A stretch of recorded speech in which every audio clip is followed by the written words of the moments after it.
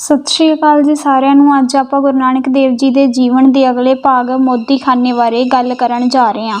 ਨਾਨਕ ਜੀ ਦੇ ਵਿਆਹ ਨੂੰ 1 ਮਹੀਨਾ ਬੀਤ ਗਿਆ। ਆਪ ਮੋਦੀ ਦੀ ਕਾਰ ਬੜੇ ਚੰਗੇ ਢੰਗ ਨਾਲ ਕਰਦੇ ਪਏ ਸਨ। ਉਹਨਾਂ ਦੀ ਹੱਟੀ ਤੇ ਦਿਨੋਂ ਦਿਨ ਭੀੜ ਵੱਧਦੀ ਹੀ ਜਾਂਦੀ ਸੀ। ਗੁਰੂ ਜੀ ਕਈ ਵਾਰ ਦੇਰ ਰਾਤ ਤੱਕ ਘਰ ਆਉਂਦੇ। ਬੀਬੀ ਨਾਨਕੀ ਜੀ ਨੇ ਸੋਚਿਆ, ਹੁਣ ਸੁੱਖਾਂ ਦੀ ਲੱਦੀ ਭਰਜਾਈ ਨੂੰ ਚਾਵਾਂ ਨਾਲ ਘਰ ਲੈ ਆਉਣਾ ਚਾਹੀਦਾ ਹੈ।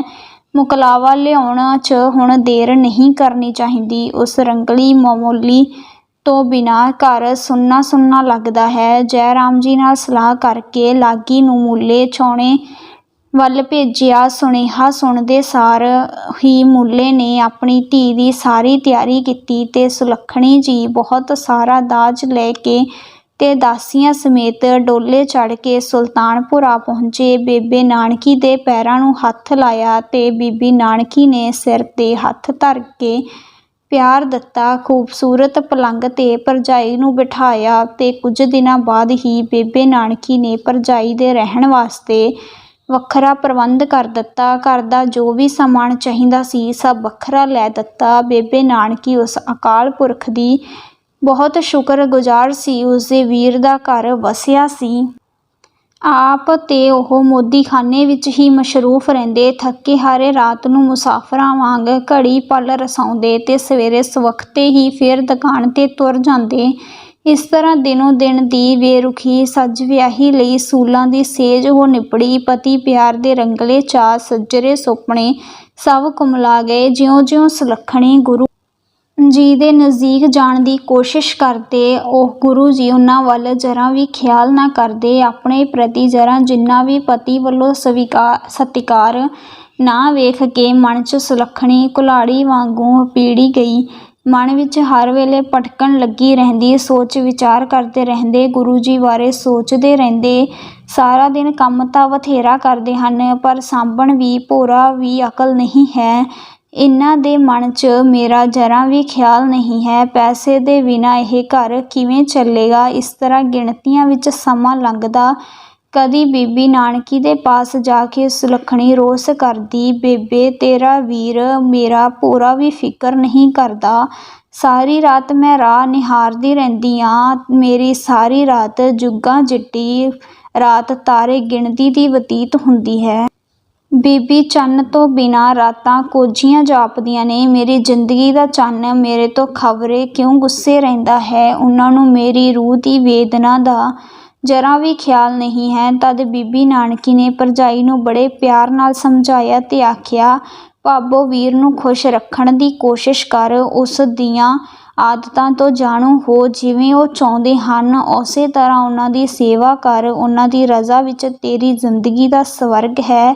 ਇਸ ਤਰ੍ਹਾਂ ਬੀਬੀ ਦੇ ਮਿੱਠੇ ਬਚਨ ਸੁਣ ਕੇ ਸੁਲੱਖਣੀ ਨੂੰ ਕੁਝ ਧੀਰਜ ਹੋਇਆ। ਵਿਰਹੋਂ ਦੀ ਆਰੀ ਸੀਨੇ ਤੇ ਫਿਰਦੀ ਰਹੀ। ਕੁਝ ਦਿਨ ਬਾਅਦ ਸੁਲੱਖਣੀ ਦਾ ਪਿਤਾ ਮੂਲਾ ਉਸਨੂੰ ਮਿਲਣ ਵਾਸਤੇ ਆ ਗਿਆ ਤਾਂ ਪਿਤਾ ਨੂੰ ਵੇਖ ਕੇ ਧੀ ਦਾ ਮਨ ਭਰ ਆਇਆ। ਪਿਓ ਦੇ ਗਲ ਲੱਗ ਕੇ ਸੁਲੱਖਣੀ ਰੋਣ ਲੱਗੀ, ਭੂਬਾਂ ਮਾਰ ਕੇ, ਤੇ ਪਿਤਾ ਨੂੰ ਆਖਣ ਲੱਗੀ, ਤੁਸੀਂ ਮੈਨੂੰ ਕਿਸ ਦੇ ਲੜ ਲਾ ਦਿੱਤਾ। ਮੇਰੀ ਤਾਂ ਜ਼ਿੰਦਗੀ ਬਰਬਾਦ ਹੋ ਗਈ ਹੈ। ਪਿਓ ਨਾਲ ਦੁੱਖ ਫੋਲਦੀ ਨਾਲੇ ਰੋਂਦੀ ਹੈ। ਮੇਰਾ ਵਿਆਹ ਕਰਕੇ ਤਾਂ ਤੁਸਾਂ ਮੈਨੂੰ ਡੋਬ ਹੀ ਦਿੱਤਾ ਹੈ। ਇਸ ਵਿਆਹ ਨਾਲੋਂ ਤਾਂ ਚੰਗਾ ਹੁੰਦਾ ਜੇ ਹੱਥੀਂ ਤੁਸੀਂ ਮੇਰਾ ਗਲਾ ਘੁੱਟ ਦਿੰਦੇ। ਖੌਰੇ ਮੈਂ ਪਿਛਲੇ ਜਨਮਾਂ 'ਚ ਕਿਹੜੇ ਪਾਪ ਕੀਤੇ ਸਨ। ਗ੍ਰਹਿਸਥ ਦੀ ਰੀਤ ਦਾ ਇਸ ਬੰਦੇ ਨੂੰ ਪੂਰਾ ਵੀ ਖਿਆਲ ਨਹੀਂ। ਪਿਤਾ ਜੀ, ਇਹ ਘਰ ਤੇ ਧਰਮਸ਼ਾਲਾ ਬਣ ਕੇ ਰਹਿ ਗਿਆ ਏ। ਸਾਰਾ ਦਿਨ ਫਕੀਰਾਂ ਨਾਲ ਹੀ ਮੇਲ ਜੋਲ ਰੱਖਦੇ ਨੇ। ਫਕੀਰ ਸਾਧਾਂ ਦੀਆਂ ਗੱਲਾਂ ਇਸ ਨੂੰ ਆਉਂਦੀਆਂ ਨੇ। ਮੇਰਾ ਭੋਰਾ ਵੀ ਖਿਆਲ ਨਹੀਂ। ਹੋਰ ਖਾਣ ਪਹਿਨਣ ਦਾ ਕੋਈ ਦੁੱਖ ਨਹੀਂ ਹੈ, ਪਰ ਇਹ ਦੁੱਖ ਹੋਰ ਸਭੇ ਦੁੱਖਾਂ ਤੋਂ ਘਨੇਰਾ ਹੈ। ਧੀ ਦੇ ਦੁੱਖ ਸੁਣ ਕੇ ਪਿਓ ਦਾ ਕਲੇਜਾ ਚੀਰਿਆ ਗਿਆ। ਉਸਦੇ ਅੱਖਾਂ 'ਚ ਅੱਥਰੂ ਆ ਗਏ ਤੇ ਗੁੱਸੇ 'ਚ ਅੱਗ ਬਬੂਲਾ ਹੋ ਗਿਆ। ਆਖਣ ਲੱਗਾ, ਕੀ ਕਾਲੂ ਨਹੀਂ ਸੀ ਜਾਣਦਾ ਆਪਣੇ ਲਾਡਲੇ ਨੂੰ ਇਹੋ ਜਿਹਾ ਸੀ ਤਾਂ ਮੇਰੀ ਧੀ ਤੋਂ ਕੋਈ ਵੈਰ ਲੈਣਾ ਸੀ। ਤੇ ਫਿਰ ਆਪਣੀ ਧੀ ਸੁਲੱਖਣੀ ਨੂੰ ਹੌਸਲਾ ਦੇਣ ਲੱਗਾ। ਤੇ ਫਿਰ ਜੈ ਰਾਮ ਪਾਸ ਜਾ ਕੇ ਮੂਲਾ ਬੋਲਿਆ। ਨਾਨਕ ਵੀ ਜੈ ਰਾਮ ਜੀ ਦੇ ਪਾਸ ਹੀ ਬੈਠੇ ਸਨ। ਮੂਲਾ ਆਖਣ ਲੱਗਾ, ਜੈ ਰਾਮ ਤੂੰ ਮੇਰਾ ਦੁਸ਼ਮਣ ਸੀ ਕਿ ਦੋਸਤ। ਤੂੰ ਇਹ ਕਿਹੋ ਜਿਹਾ ਨਾਤਾ ਕਰਵਾਇਆ ਏ? ਮੇਰੀ ਧੀ ਦੀ ਜ਼ਿੰਦਗੀ ਸੂਲੀ ਟੰਗੀ ਹੈ। ਇਸ ਬੰਦੇ ਨੂੰ ਗ੍ਰਹਿਸਤ ਦਾ ਜ਼ਰਾ ਵੀ ਗਿਆਨ ਨਹੀਂ ਹੈ।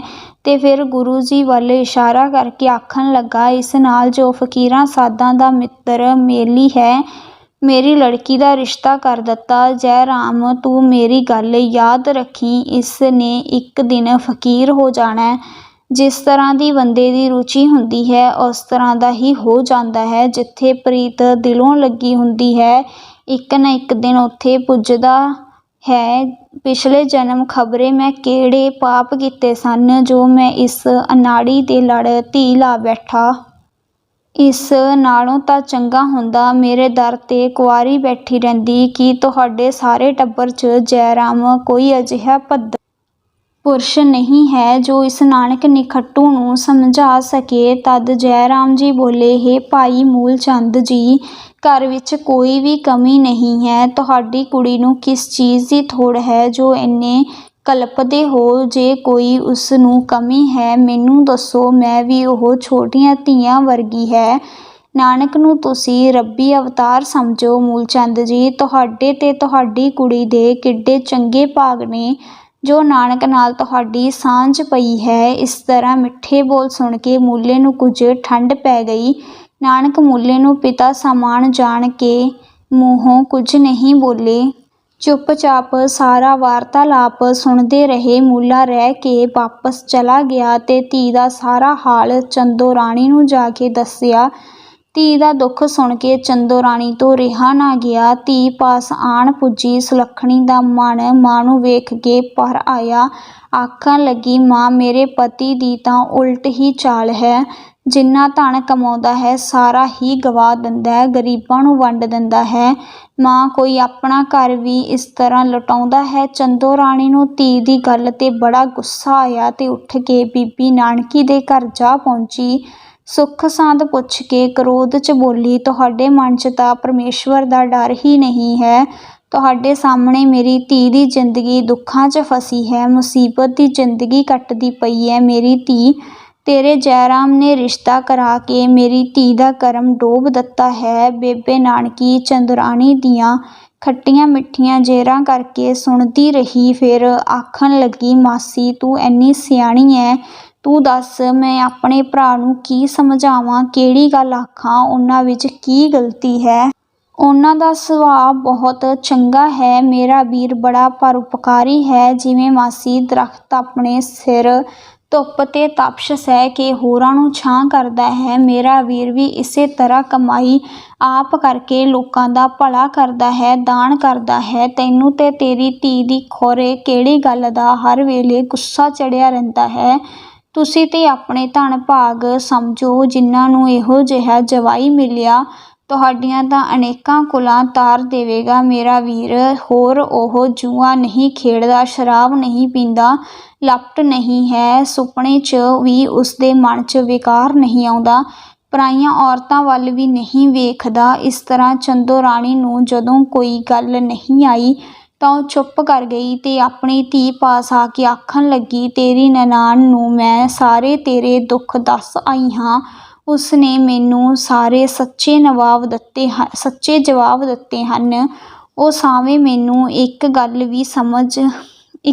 ਨਹੀਂ ਆਈ। ਤਾਂ ਸੁਲੱਖਣੀ ਨੇ ਕਿਹਾ, ਹੇ ਮਾਂ, ਜੋ ਮੇਰੇ ਮਨ 'ਚ ਦੁੱਖ ਹੈ ਉਹ ਮੈਂ ਤੁਹਾਨੂੰ ਕਿਵੇਂ ਦੱਸਾਂ?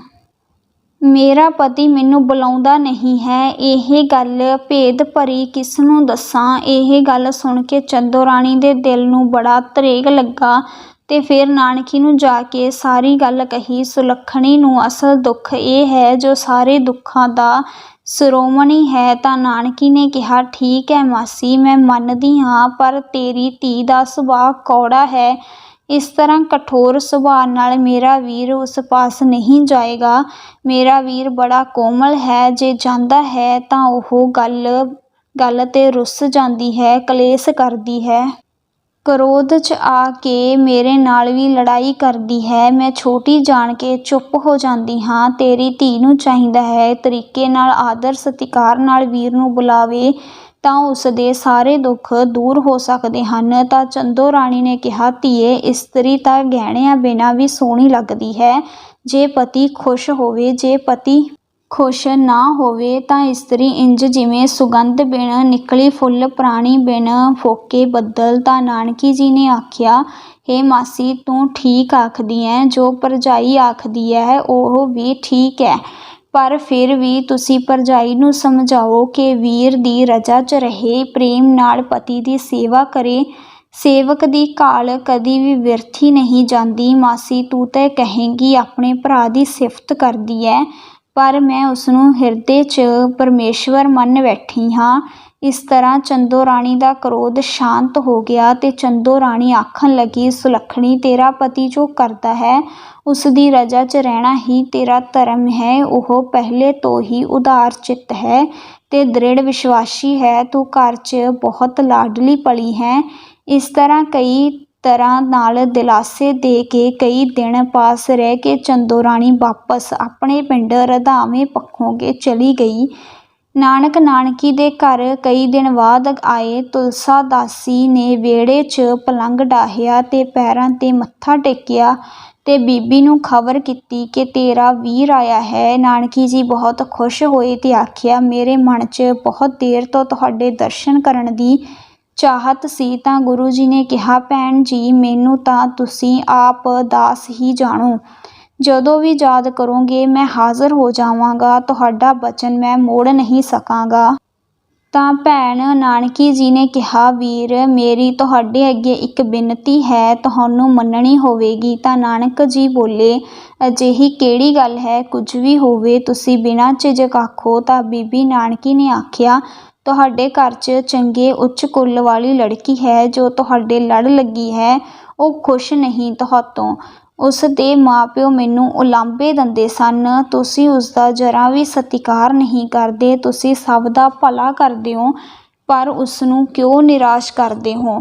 ਉਹ ਚੰਗੇ ਕੁੱਲ ਦੀ ਹੈ, ਜਵਾਨ ਹੈ, ਸੁੰਦਰ ਹੈ, ਤੁਹਾਡੇ ਲਾਇਕ ਹੈ। ਤਾਂ ਨਾਨਕ ਆਖਣ ਲੱਗੇ, ਬੇਬੇ, ਉਸ ਨੂੰ ਕਿਸੇ ਗੱਲ ਦੀ ਥੋੜ ਹੈ। ਘਰ ਵਿੱਚ ਸਭ ਕੁਝ ਹੈ, ਤੁਹਾਨੂੰ ਪਤਾ ਹੀ ਹੈ। ਤਾਂ ਭੈਣ ਨਾਨਕੀ ਆਖਣ ਲੱਗੇ, ਵੀਰ, ਉਸਨੂੰ ਤੇਰੀ ਲੋੜ ਹੈ। ਪਤਨੀ ਪਤੀ ਬਿਨਾਂ ਕਿਸ ਹਾਲਾਤ 'ਚ ਹੁੰਦੀ ਹੈ, ਤੁਹਾਨੂੰ ਪਤਾ ਹੀ ਹੈ। ਤੁਸੀਂ ਸਭ ਦੁੱਖ ਜਾਣਦੇ ਹੋ। ਮੇਰੇ ਮਨ 'ਚ ਹਰ ਵੇਲੇ ਇਹ ਅਭਿਲਾਸ਼ਾ ਰਹਿੰਦੀ ਹੈ ਕਿ ਮੈਂ ਤੁਹਾਡੇ ਪੁੱਤਰ ਦਾ ਮੁੱਖ ਵੇਖਾਂ। ਤਾਂ ਗੁਰੂ ਜੀ ਕਿਹਾ, ਬੇਬੇ, ਤੂੰ ਪਰਮਾਤਮਾ ਅਕਾਲ ਪੁਰਖ ਦੀ ਭਗਤਨੀ ਹੈ। ਤੇਰਾ ਕਿਹਾ ਵਿਰਥਾ ਨਹੀਂ ਹੋ ਸਕਦਾ। ਤੂੰ ਇਹ ਮਨੋਰਥ ਰੱਖਿਆ ਹੈ, ਜ਼ਰੂਰ ਪੂਰਾ ਕਰੇਗਾ ਪਰਮਾਤਮਾ। ਤਦ ਭੈਣ ਨਾਨਕੀ ਜੀ ਨੂੰ ਜਿਵੇਂ 9 ਨਿਧੀਆਂ 18 ਸਿੱਧੀਆਂ ਪ੍ਰਾਪਤ ਹੋ ਗਈਆਂ ਹੋਣ ਤੇ ਗੁਰੂ ਜੀ ਸਵੇਰ ਹੁੰਦਿਆਂ ਮੋਦੀਖਾਨੇ ਚਲੇ ਗਏ।